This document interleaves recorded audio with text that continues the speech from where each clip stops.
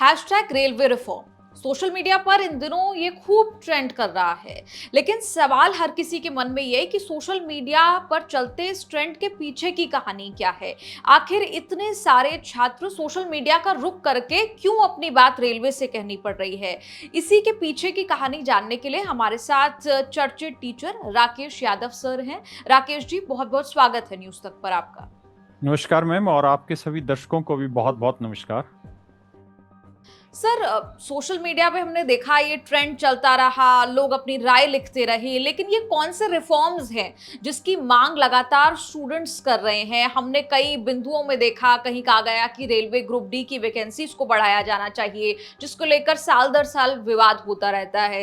इसके अलावा कैलेंडर को लेकर बात की गई। लेकिन अगर आप सिलसिलेवार तरीके से छात्रों को और लोगों को ये समझा पाए कि आखिर सोशल मीडिया का रुख करके क्या कहना चाह रहे हैं छात्र।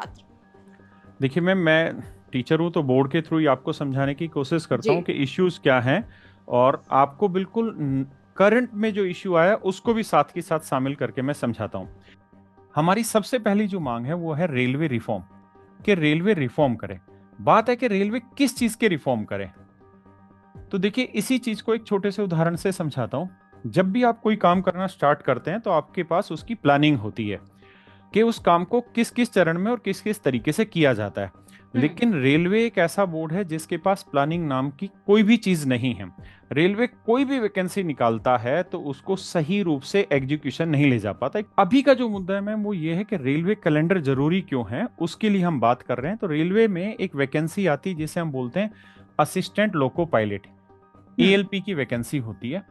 और इस वैकेंसी के लिए इन्होंने एप्लीकेशन मांगी 20 जनवरी 2024 को, और 19 फरवरी 2024 तक आप एप्लीकेशन फॉर्म अप्लाई कर सकते हैं। और इन्होंने 30 जनवरी को यह अनाउंस किया कि हम जो एग्जाम लेने जाएंगे वो लेके जाएंगे जून और अगस्त के बीच में हम एग्जाम कंडक्ट करा लेंगे। बेसिकली एएलपी में जो चरण होते हैं एग्जाम के, सबसे पहला जो चरण होता है वो होता है सीबीटी 1, जिसे हम प्रीलिम्स भी बोलते हैं किसी भी एग्जाम का। Computer based test. बिल्कुल, कंप्यूटर बेस्ड टेस्ट ये प्रीलिम्स के तौर पे देखा जाता है। तो ये एग्जाम कंडक्ट होना था। 30 जनवरी को इन्होंने अनाउंस किया कि इस एग्जाम को हम जून से अगस्त के बीच में कराएंगे। लेकिन एक्चुअल में ये जो एग्जाम हुआ ये हुआ 25-26 से लेके 29 नवंबर तक। यानी जो इन्होंने प्लानिंग दी उसके बहुत दिन बाद हुआ। यानी आपका अगस्त गया, सितंबर गया, अक्टूबर गया, नवंबर, चौथे महीने में आपने जो डेट दी उसके 4 महीने बाद आप एग्जाम कंडक्ट करा रहे हैं। हमें इसमें भी बहुत आपत्ति नहीं है कि 4 महीने, हमें लगता है कि रेलवे 4 महीने डिले कर रहा है तो कोई खास डिले नहीं है रेलवे के हिसाब से। इन्होंने जो एग्जाम 29 नवंबर 2024 को खत्म हुआ उसकी आंसर की थी 5 दिसंबर 2024 को। उसके बाद इन्होंने सीबीटी 2 का एग्जाम का नोटिस निकाल दिया कि भैया 18 फरवरी 2025 को इन्होंने ये नोटिस निकाला कि हम एग्जाम कंडक्ट करेंगे सीबीटी 2 एग्जाम। और कब कंडक्ट करेंगे? 19 और 20 मार्च 2025 को हम एग्जाम कंडक्ट करेंगे। इशू ये है कि जो आंसर की होती है उसमें बच्चे को ये पता चलता है कि मेरा कौन सा क्वेश्चन ठीक है, कौन सा क्वेश्चन गलत। बोर्ड अपनी तरफ से एक आंसर की देता है, उसमें बच्चे ने जो आंसर टिक किया वो दिखाता है और जो सही आंसर है वो भी दिखाता है। तो यहां से ये नहीं पता चलता आंसर की से कि इस बच्चे का सिलेक्शन होगा कि नहीं होगा। यहां से उसे सिर्फ इतना पता चलता है कि उसका जो पेपर था उसमें उसका एक्चुअल में स्कोर क्या बन रहा होगा। अब बेसिकली इसी आंसर की के बिहाफ पे ये जो रिजल्ट लेके आ रहे हैं वो लेके आ रहे हैं 26 फरवरी को। एग्जाम की डेट ये अनाउंस कर दे रहे हैं 18 फरवरी को, रिजल्ट लेके आ रहे हैं 26 फरवरी को। और आप देखिए 26 फरवरी के बाद फिर 19 मार्च से पेपर स्टार्ट हो रहा है। यानी यहां बच्चे को 20 दिन भी लगभग इन्होंने दिए हैं कुल मिला के जो मेंस एग्जाम है उसके लिए। और इसके लिए ऐसा नहीं है कि बहुत पहले से अनाउंस हो रखा है कि मेंस इस समय होगा, ऐसा ही कैलेंडर देते ही नहीं है। दूसरी चीज ये कि सीबीटी 2 का जो एग्जाम हुआ, जो इन्होंने डेट दी कि हम 19 और 20 मार्च को एग्जाम रखेंगे, उसमें क्या दिक्कत हुई कि फर्स्ट शिफ्ट और सेकंड शिफ्ट 19 तारीख को फर्स्ट शिफ्ट और सेकंड शिफ्ट का एग्जाम जो हुआ वो कैंसिल हो गया, रीशेड्यूल हो गया। अब ये रीशेड्यूल भी कैसे हुआ आप देखिए। जब एक बच्चा मान लीजिए पटना में रहता है और वो यहां से 300 किलोमीटर दूर उसका सेंटर पड़ता है, तो 300 किलोमीटर दूर वो सेंटर पे चला गया, अपने बाकायदा सिस्टम पे बैठ गया, और उसके बाद सिस्टम ओपन ही नहीं हो रहा है। आप मेरी बात समझ रहे हैं? सिस्टम ओपन ही नहीं हो रहा है। बच्चा अपनी पूरी जर्नी ट्रेवल करके गया, अपना पैसा खर्च करके गया, और जब पहुंचा तो पता चला कि कंप्यूटर ओपन नहीं हो रहा है। और फिर अनाउंसमेंट होती है कि भाई सारी जगह पे पूरे भारत में जहां जहां एग्जाम था वो कैंसिल हो गया है, फर्स्ट शिफ्ट और सेकंड शिफ्ट का। थोड़ी देर बाद पता चलता है कि नहीं, जहां जहां कंप्यूटर चल गया, आप ध्यान से मेरी बात सुनिए, जहां जहां कंप्यूटर चल गया वहां एग्जाम कंडक्ट हो जाएगा। यानी कोई यूनिफॉर्मिटी नहीं है उसमें भी। हाँ, मतलब कुछ जगह कंप्यूटर चल गया तो वहां एग्जाम हो गया, लेकिन बहुत सारी जगह कंप्यूटर नहीं चला तो एग्जाम नहीं हुआ। चलिए 19 तारीख को ये दिक्कत आई, लेकिन 20 तारीख को भी यही दिक्कत रही। एक शिफ्ट जो पहली शिफ्ट थी उसके रीशेड्यूल कर दिया गया। अब रीशेड्यूल जो किया गया तो इनकी एग्जाम डेट जो रीशेड्यूल की गई, आप ध्यान देना, मार्च के बाद अप्रैल में भी एग्जाम डेट नहीं मिली, फिर इनको डेट मिली 2 मई और 6 मई को जो शिफ्टें कैंसिल हुई थी उसका एग्जाम हुआ। जो शिफ्ट कैंसिल हुई उसका एग्जाम। तो पहला मुद्दा तो ये है कि एक बच्चे ने अपना सारा पैसा इन्वेस्ट किया, गरीब बच्चा है, और वो कितनी दूर जाके अपना एग्जाम देने लग रहा है, उसको वहां जाके पता चला कि एग्जाम नहीं है आज। अगला मुद्दा ये है कि आपने 6 मई को पेपर लिया 2025 को, जो शिफ्ट कैंसिल हुई। अब इसमें इश्यू क्या आया कि सीबीटी 2 की जो आंसर की आई वो आई 8 मई 2025 को, अभी थोड़े दिन पहले 8 मई 2025 को आंसर की आई। ये मेंस वाले एग्जाम की आंसर की में वही पता चलता है कि आपने, ये 4 ऑप्शन है ABCD, तो आपने कौन सा ऑप्शन टिक किया। मान लीजिए मैंने ऑप्शन बी टिक किया, एग्जामिनर कहेगा कि नहीं आंसर इसका डी था, तो बच्चे को यह पता चलता है कि कौन सा क्वेश्चन सही था, कौन सा क्वेश्चन गलत था। अब क्या हुआ मैम कि जब ये बच्चों ने देखे तो बहुत सारे ऐसे क्वेश्चन हैं जो गलत आए हुए थे, और उस पे बच्चों ने रिप्रेजेंट किया कि ये क्वेश्चन तो गलत है। अब क्या हुआ कि इन्होंने उस गलत को रिप्रेजेंटेशन तो बाद में, ये मई की बात, आप ध्यान देना, ये मई की बात है, मई की बात है, 8 मई की बात है। अब इन्होंने इसका जो आखिरी पैटर्न होता है जिसमें हम साइको टेस्ट कहते हैं, इसका शेड्यूल इन्होंने जारी कर दिया 26 जून को कि भाई हम 15 जुलाई को टेस्ट लेंगे, 15 जुलाई को टेस्ट लेंगे, जबकि इसका रिजल्ट नहीं आया, अभी सीबीटी 2 की केवल आंसर की आई है जी। 1 तारीख को ये रिजल्ट लेकर आ रहे हैं, 1/7/2025 को रिजल्ट लेकर आ रहे हैं। उस दिन इन्होंने बताया कि भाई कौन फेल और कौन पास, और यहीं पे विवाद हो गया, क्योंकि इस दिन इन्होंने क्या किया कि अपनी रिवाइज्ड आंसर की पेश की, रिवाइज्ड आंसर की पेश की, आंसर की भी दी, जो यहां आंसर की दी वो बदली उसमें कि भाई हाँ ये क्वेश्चन गलत था, ये सही था। मतलब ये पहले खुद दे रहे हैं इस चीज को कि भाई ABCD में से आपने बी टिक किया, लेकिन आंसर होना चाहिए था डी, लेकिन बच्चों ने रिप्रेजेंट किया। अच्छा, रिप्रेजेंटेशन फ्री में नहीं होता, हर एक बच्चे को पैसा पे करना होता क्वेश्चन के अकॉर्डिंग। उसके बाद ये रिप्रेजेंटेशन हुआ तो 1 जुलाई 2025, आप समझ रहे, 8 मई, यानी पूरा मई का महीना चला गया, पूरा जून का महीना चला गया, और 1 जुलाई को आंसर की आई, और आंसर की के साथ इन्होंने रिजल्ट दिया कि भाई ये बच्चा पास हो गया, ये फेल हो गया। जब आंसर की आई तो यहां पे बहुत बड़ा विवाद पैदा हो गया, और इस विवाद को लेके इन्होंने क्या किया कि 3 तारीख को दोबारा से एक नोटिफिकेशन निकाल दिया। क्या नोटिफिकेशन निकाला 3 जुलाई को कि हाँ कुछ क्वेश्चन गलत हैं, कुछ क्वेश्चन इनवैलिड हैं, कुछ क्वेश्चन इनवैलिड हैं। अब मैं आपको बच्चों के स्कोर कार्ड दिखाता हूं और वहां से आपको ये कहानी समझ में आएगी क्या होगी। जैसे एक बच्चे का मैं स्कोर कार्ड ले रहा हूं ताकि आप अच्छे से समझ पाए, और ये ऑफिशियल है, मतलब अगर आप चाहेंगे तो मैं इनका नाम भी, सारी चीजें हटा देता हूं, रोल नंबर वगैरह आप देखना चाहें तो देख भी लीजिएगा। और इस बच्चे की आंसर की भी मैं आपको खोल के दिखाता हूं जो बोर्ड ने डिक्लेयर की है। ये इस बच्चे की आंसर की है, मतलब यहाँ इस बच्चे का रोल नंबर लिखा है, नाम लिखा है, सब कुछ कैटेगरी लिखा है, और ये इसका एग्जाम की डेट लिखी है 2 मई को, और 9:30 से 12 बजे के बीच में इसका एग्जाम था। ये इस बच्चे की फोटो है, इस तरीके से इसका सारी चीजें लिखी है। ये एग्जाम वाले दिन इसकी फोटो ये थी, ये पूरी चीज यहाँ डिटेल है, यानी जो चीजें मैं आपको बता रहा हूँ विद प्रूफ बताने लग रहा हूँ। अब इस बच्चे का रिजल्ट आया, और रिजल्ट जो आया उस रिजल्ट में इन्होंने कहा कि जो सेक्शन बी है, ये यहां से अगर आप देख पा रहे हो, मैं इसको थोड़ा बड़ा करके दिखाता हूं, और मैं इसकी ओरिजिनल कॉपी भी आपको भेजता हूं ताकि आप दिखा पाएं। ये यहां से पार्ट बी होता है। पार्ट बी में 75 क्वेश्चन है मैम, कितने, 75 क्वेश्चन है।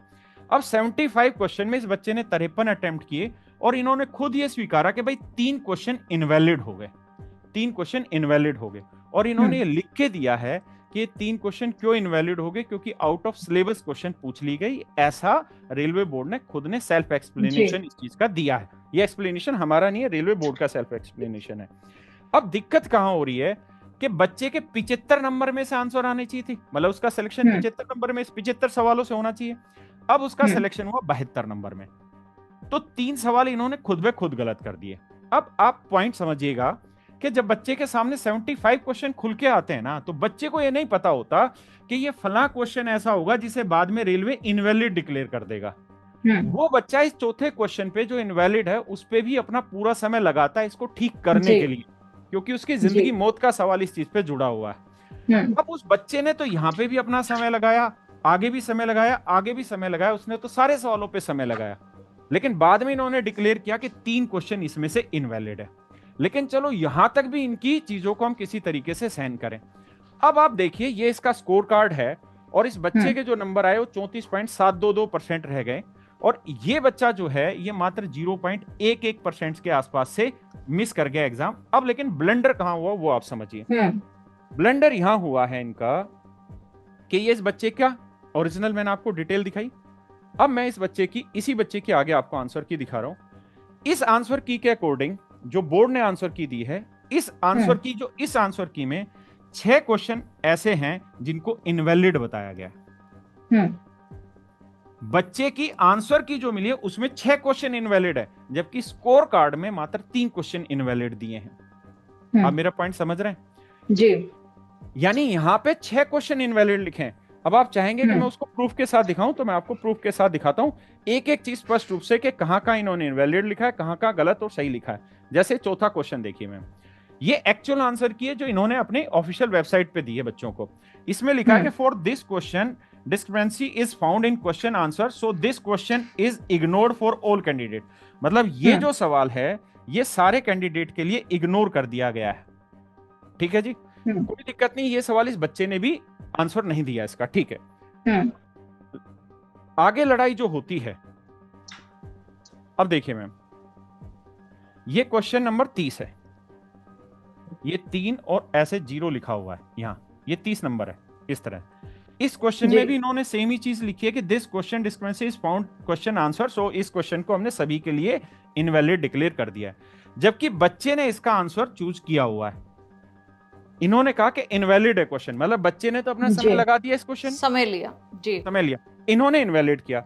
अगला क्वेश्चन क्या भाई, अब देखिए 2 सवाल हो गए मैम। अब आते हैं 33 नंबर क्वेश्चन पे। 33 में भी सेम ही चीज इन्होंने दी कि भाई ये क्वेश्चन इग्नोर कर दिया जाए, ये सभी के लिए इनवैलिड होगा। ध्यान से देखेंगे मैम तो इस क्वेश्चन को भी बच्चे ने चूज किया हुआ, उसने चौथा ऑप्शन इसमें टिक किया हुआ है, जबकि रेलवे ने कहा कि इस क्वेश्चन का आंसर सही होगा ही नहीं, मतलब हम इसको इनवैलिड डिक्लेयर कर रहे हैं, काउंट ही नहीं होगा। आगे 3 क्वेश्चन हो गए मैम। अब हम आते हैं इसी बच्चे की आंसर की पे 40वें सवाल। ये 40वां क्वेश्चन है, यहां पे भी सेम ही चीज लिख दी गई कि इनवैलिड है ये क्वेश्चन। इस बच्चे ने ऑप्ट भी नहीं किया, इसको आंसर भी नहीं दिया, लेकिन ये क्वेश्चन इनवैलिड है। 4 क्वेश्चन हो गए आपके सामने स्क्रीन पे।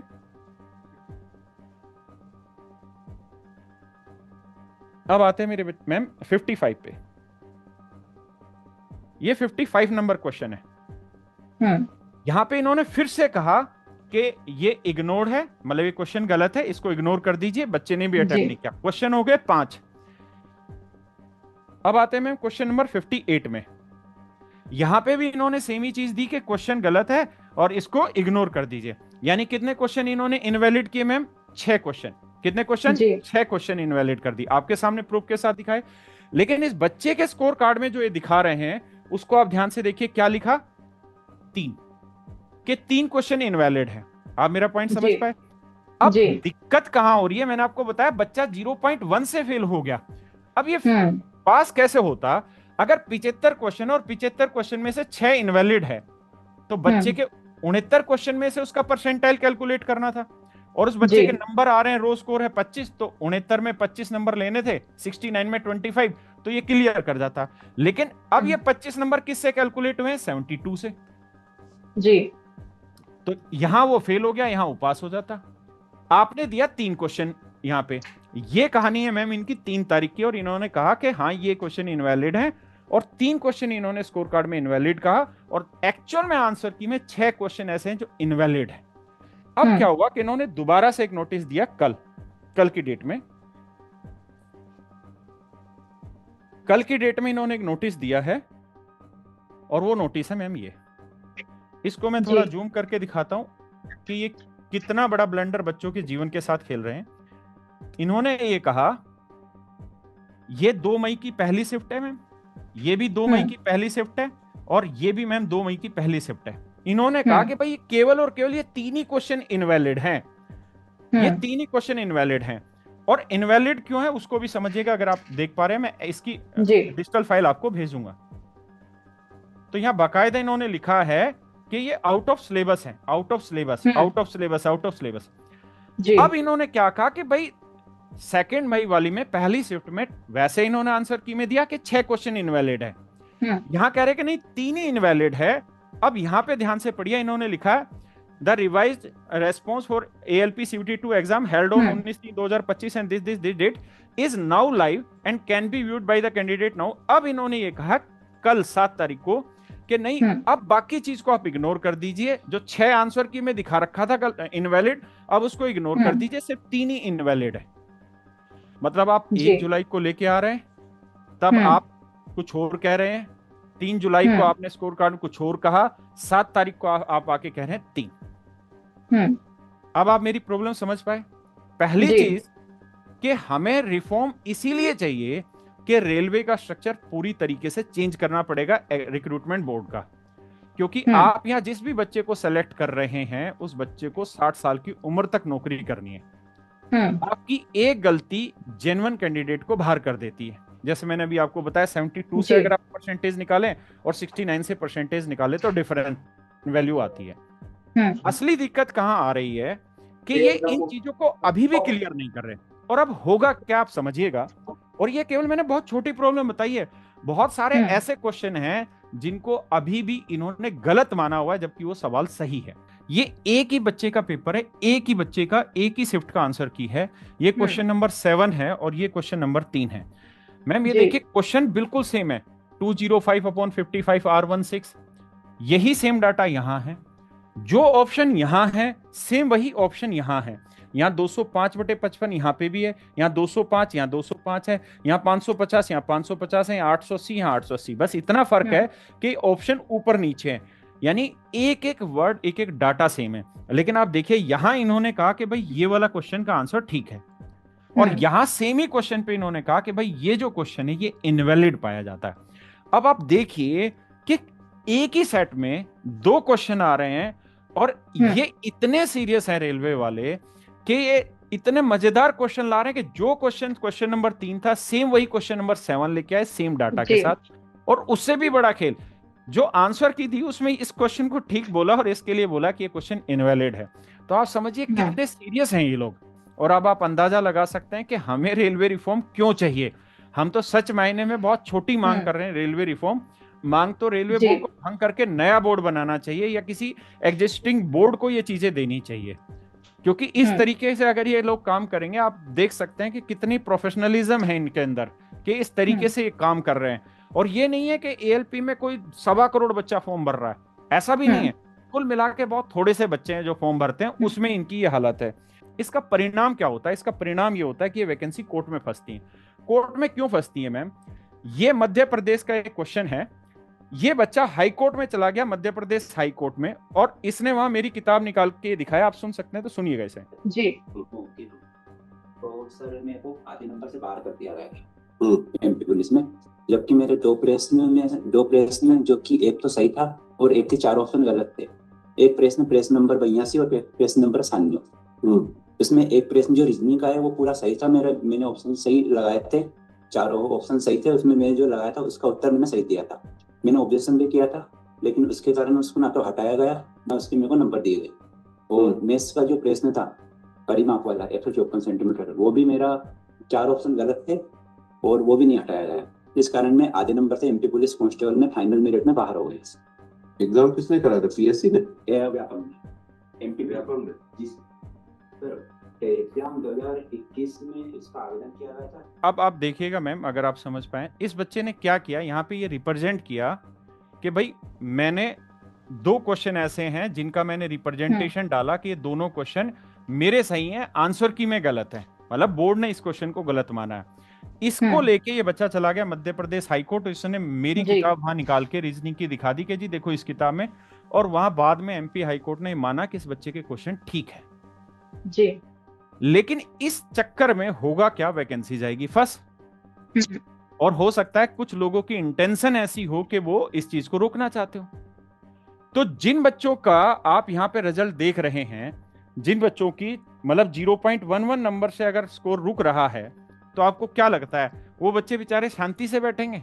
जिन बच्चों ने इतनी मेहनत की हुई है और आपकी गलती की वजह से वो आज परेशान हो रहे हैं, तो वो कहां जाएंगे?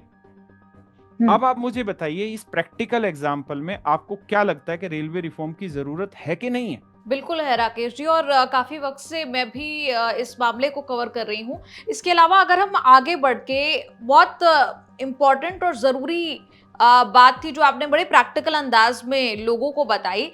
इसके अलावा अगर हम वैकेंसीज की बात कर लें, क्योंकि सोशल मीडिया पर हम देखते हैं वक्त वक्त पर रेलवे की वैकेंसीज को लेकर, सबसे बड़ा एम्प्लॉयर है, उम्मीदें भी इसलिए ज्यादा है रेलवे से कि ज्यादा से ज्यादा वैकेंसी निकाली जाए। 2018-19 में हमने देखा कि ग्रुप डी की वैकेंसीज आई थी, हालांकि उसे पूरा होते होते, यानी कि प्रोसीजर जो है वो थक हार कर चलता रहा, उसमें साल दर साल लगते गए। अब रेलवे ने ग्रुप डी की वैकेंसीज फिर से जनवरी के महीने में निकाली, लेकिन उसके बावजूद भी छात्र यही मांग करते गए कि आप वैकेंसीज को बढ़ाइए, क्योंकि सरकारी डेटा ही ये कहता है कि रिक्त पद है, तो फिर आप वैकेंसीज को क्यों नहीं बढ़ा रहे? क्या कहते हैं आपके छात्र इस पर? आप देखिए, ये जो कैलेंडर है ये रेलवे का कैलेंडर है, ये रेलवे बोर्ड का कैलेंडर, और इस कैलेंडर में इन्होंने लिखा है कि एएलपी का एग्जाम, मतलब एएलपी जो वैकेंसी आएगी वो जनवरी से मार्च में आएगी। कब एग्जाम होगा, कब कब किस किस तरीके से एग्जाम होगा, कब रिजल्ट आए, इस बारे में कोई इंफॉर्मेशन नहीं है।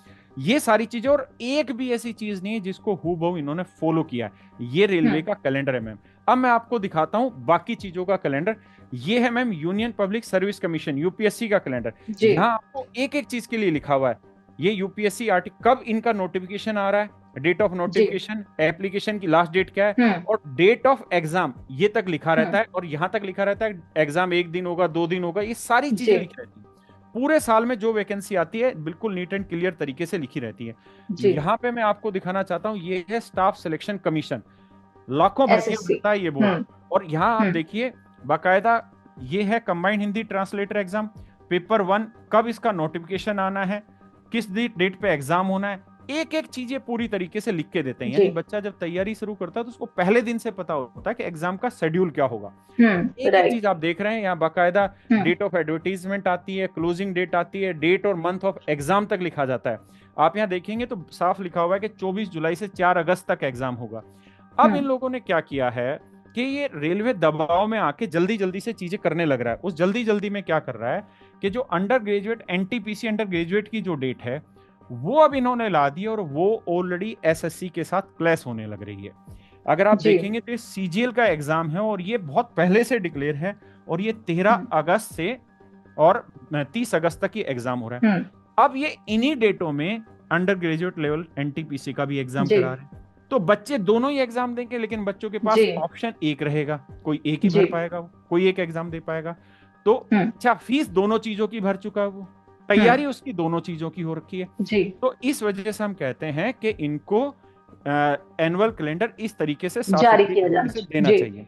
अगली जो हमारी डिमांड है वो ये है मैम, कि जो हमारी अगली डिमांड है, वो अगली डिमांड है हमारी कि ये जो ग्रुप डी है, ग्रुप डी की वैकेंसी इंक्रीज करें, क्योंकि इन्होंने आईटीआई और नॉन आईटीआई वाले बच्चों का मुद्दा फंसा रखा, और उसमें अब कोर्ट में तारीख है अगली 22 जुलाई को।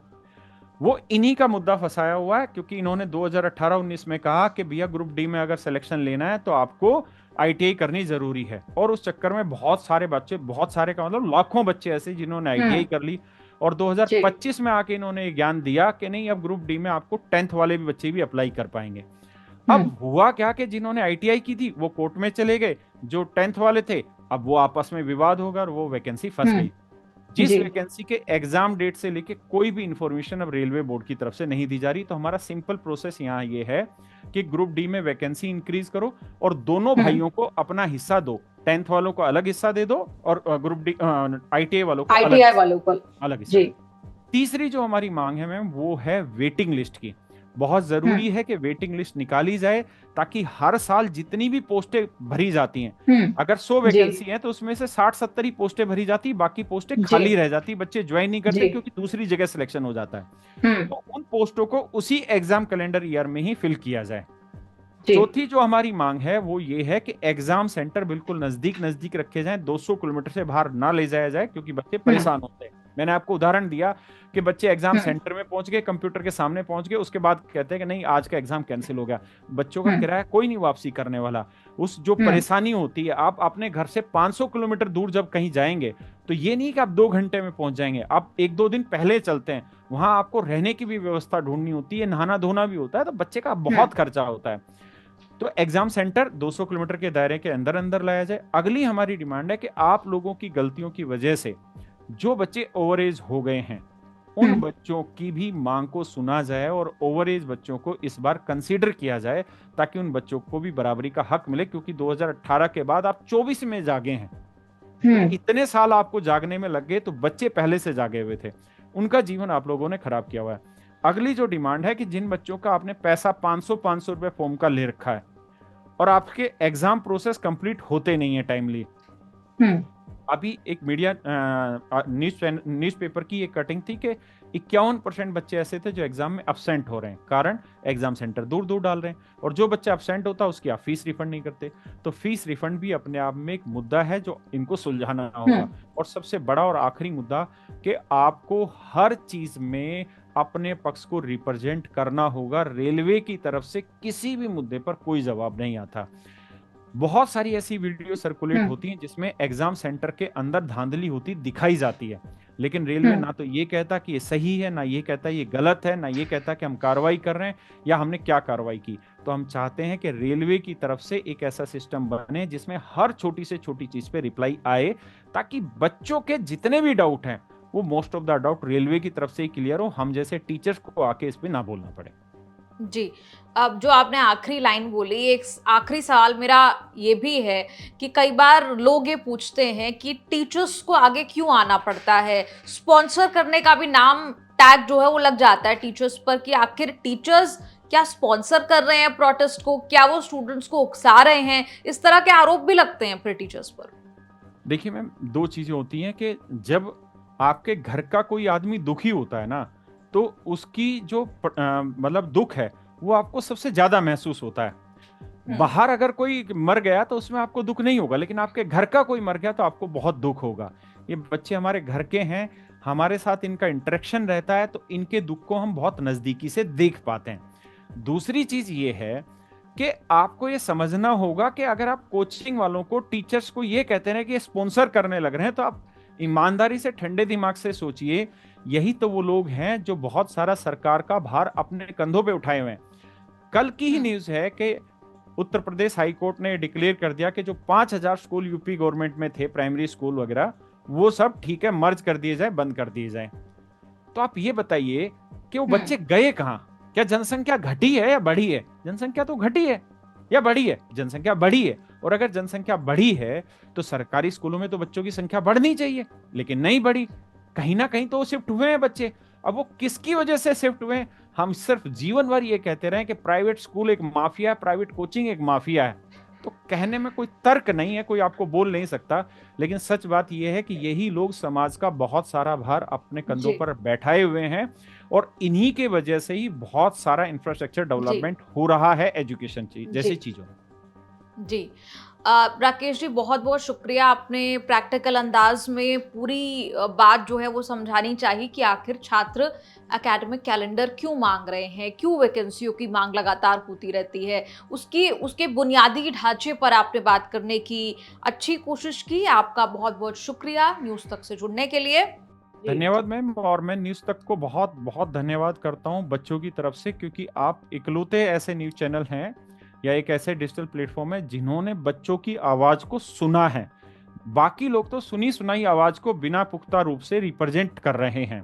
आप लोग वो हैं जो ग्राउंड पर उतरकर बच्चों की बातों को सुन रहे हैं और उन बच्चों के ही रिप्रेजेंटेटिव की बातों को आप सामने दिखा रहे हैं। इसका मैं तहे दिल से आपको नमस्कार करता हूं, सैल्यूट करता हूं आपके प्रयास को, और बहुत अच्छा प्रयास आप कर रहे हैं। Thank you ma'am. तमाम लोग जो हमें इस वक्त देख रहे हैं वो इस मुद्दे पर क्या राय रखते हैं, आप कमेंट्स में लिखकर जरूर बताएं।